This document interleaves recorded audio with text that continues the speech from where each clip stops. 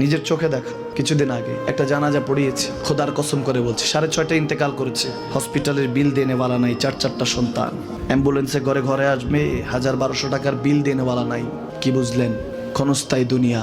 মুমিনের কম থাকলেও আমি বলি, কেউ যদি এসে বলে হুজুর একটু দোয়া করেন, খুব পেরেশানিতে আছি, আমি তার হাত চুমু খেয়ে বলি তোমাকে মোবারকবাদ, আল্লাহ তোমাকে ভালোবাসে। পেরেশানি তো মালিক দেয়, এই জন্য এটা রহমত মুমিনের জন্য। পেরেশানি দেয় যখন ফেরেশতারা বলে আল্লাহ চাইতেছে টাকা পয়সা চাইতেছে, বলে এটা কি?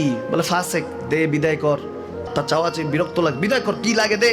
মুমিন যখন চাইতে থাকে আল্লাহ আমাকে কিছু লাগবে, যখন একটু করে চায় আমার মাটাকে সুস্থ করে দাও, বাবাটাকে আল্লাহ আমার স্ত্রীকে, আমার আমাকে একটু তৌফিক দাও, চাইতে থাকে মুমিন। আল্লাহ বলে যখন ফেরেশতারা দেখে মুমিন চাচ্ছে, দেরি করতে পারে না, তাড়াতাড়ি খাজানা নিয়ে দিতে নেবে, আল্লাহ বলে রাখোস না, এত তাড়াহুড়া কিসে?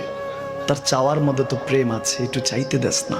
থাকুক না মুমিন আর একটু পেরেশান, থাকুক না, থাকতে দেস না।